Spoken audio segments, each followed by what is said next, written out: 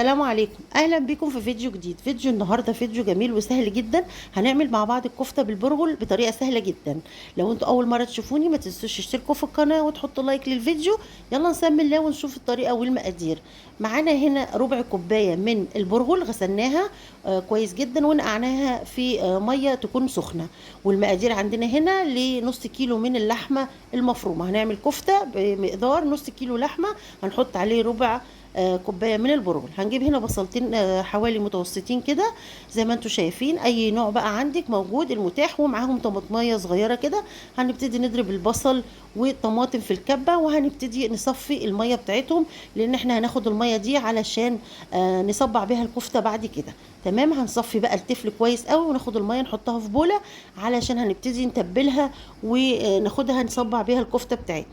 بعد كده هناخد بقى تفل البصل ومعاه كام فص كده من التوم، حوالي 3 4 فصوص من التوم على نص كيلو من اللحمه المفرومه، ومعاهم قرن فلفل رومي او حامي حسب ايه اللي انت عايزاه. يعني لو عايزاها مشطشطه هتحطي حامي، عايزاها تبقى عاديه كده هتحطي الفلفل الرومي. وطبعا مش هننسى طبعا التوابل بتاعتنا اللي هي عباره عن ملح وبهارات بتاعتنا بتاعت اللحمه، وبصل بودر، بابريكا، شويه من الشطه، شويه من الكمون طبعا.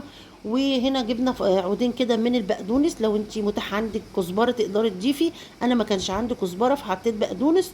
وطبعا جبت بقى التفل بتاعي ده اللي انا ضربته كمان كده ضربه خفيفه، وهبتدي احط كده شويه من مقدار اللحمه بتاعتنا ديت، واضربهم ضربه كده مع بعض كلهم بحيث الخليط كله يتجانس. تفل البصل مع الطماطم مع الفلفل والثوم، واضفنا عليهم اللحمه وضربناهم شويه كده علشان كل الخليط ده كله يبقى حاجه واحده بس، والبصل ما يبقاش باين في الوصفه بتاعتنا. بعد كده طبعا لما البرغل بتاعنا هيبتدي يبوش ويكون اتنقع معانا، هنبتدي نصفيه ونعمل زي ما عملنا كده في خلطه البصل. هناخد برضو قطعه من اللحمه بتاعتنا ديت اللي معاها البصل والفلفل، ونبتدي نحطهم في الكبه مع البرغل زي ما انتم شايفين. خلاص هو هنا باش، وطبعا يستحسن ان انت تصبري عليه قد نص ساعه لحد ما يبوش خالص. هو هيشرب الميه بتاعته، وانت كمان تصفيه تماما. احنا مش عايزين الميه خالص في الوصفه هنا علشان الكفته ما تفكش مننا. هنبتدي ناخد البرغل خلاص كده صفيناه، وننزل بيه في الكبه بتاعتنا، وناخد برده جزء من الخليط بتاع اللحمه والبصل، ونضربهم ضربه خفيفه كمان في الكبه علشان نضمن ان كل البرغل مع الخليط كله تجانس، كله ما بقاش فيه حاجه باينه زي ما انتم شايفين. وكمان هنبتدي ندعكهم دعكه كده حلوه بايدينا بكل قوتنا علشان نضمن ان اللحمه تكون اتدعكت كويس. احنا عايزينها تكون ناعمه جدا جدا علشان لما نيجي نصبعها تتصبع معانا بسهوله وما تفكش مننا بعد كده لما تدخل ندخلها الفرن نسويها. بعد كده هنجيب معلقتين كبار من النشا ونبتدي نضيفهم للخلطه بتاعتنا ديت علشان نضمن ان النشا تشرب اي سوائل تكون موجوده مع اللحمه. لو احنا ما كناش مصفيين مثلا البصل كويس او البرغل كويس، النشا دي هتبتدي تخلي اللحمه تشرب السوائل اللي فيها، وكمان تخليها خفيفه كده ومن جوه ما تبقاش ايه متماسكه في بعض ولازقه في بعض، لا تبقى حلوه وخفيفه زي بتاعه الحاتي بالظبط.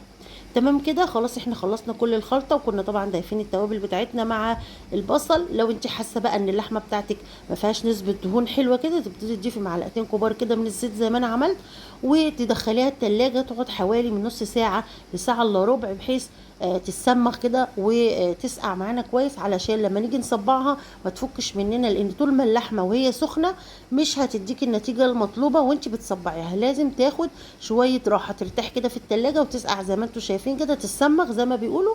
وبعد كده هنبتدي بقى نصبعها. هنجيب بقى ميه البصل بتاعتنا دي اللي احنا كنا عاملينها في اول الفيديو، نضيف عليها كده معلقه صغيره من الملح، معلقه صغيره من البابريكا، ومعلقه كبيره كده من الزيت، ونبتدي نبل ايدينا كده ونمسك بقى السيخ بتاعنا او عصايه الشيش طاووق، ونبتدي ناخد قطعه قطعه من اللحمه بتاعتنا المفرومه او الكفته او عجينه الكفته يعني، ونبتدي نصبع الكفته بتاعتنا زي ما انتم شايفين لحد ما نخلص الكميه بتاعتنا. طبعا في الوقت ده احنا مولعين الفرن بتاعنا على اعلى درجه علشان لما ندخل الكفته بتاعتنا تسمغ على طول او تشد معانا على طول وتاخد صدمه ما تفكش مننا في الصاج ويبقى شكلها مش حلو. احنا عايزينها تاخد صدمه من درجه الحراره عاليه فتمسك في بعضيها وما تفكش.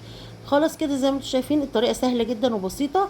وعايزه اقول لكم كميه النص كيلو لحمه ديت مع الخضار اللي احنا حطيناه بصل وبقدونس وفلفل وتوم والحاجات كلها والبرغل عملت لنا كميه حلوه قوي تقضي 4 افراد. يعني كل واحد هياخد كذا صباع كفتة، فهتبقى مشبعة جدا. تقدري طبعا تعملي جنبيها سلطة بابا غنوج وبطاطس زي ما انا عملت، او تعملي رز احمر، او تعملي مكرونة طبعا اللي انت بتحبيه او اللي انت عايزاه يعني تعمليه. انا كنت هعمل هنا رز احمر بس طبعا ما لقيتش وقت، فروحت قلت خلاص نعمل بابا غنوج وسلطة ونغمس بالعيش، وكانت جميلة جدا. وان شاء الله مرة تانية نعملها بقى مع الرز الاحمر، علشان نفسي انا اعمله معاكم ونشوفوا طريقته جميلة جدا وطعمه بيبقى في منتهى الجمال. هتقعد معانا الكفته بالظبط كده حوالي ربع ساعه جوه الفرن، وهتخرج معانا بالشكل اللي احنا شايفينه ده. نبتدي بقى نزوقها او نحطها على ورق من البقدونس عشان تصفي اي دهون فيها، لو فيها زيت زياده او دهون زياده. واحنا هنا كنا محمرين بطاطس ومحمرين كمان كام قرن من الفلفل، ونبتدي نزوقها بقى بورق البقدونس زي ما انتم شايفين. شكلها خطير وطعمها كان في منتهى الجمال، ولونها كمان تحفه طبعا بسبب الطماطم والزيت والبابريكا اللي احنا كنا حاطينها في ميه البصل اللي احنا صبعنا بيها الكفته.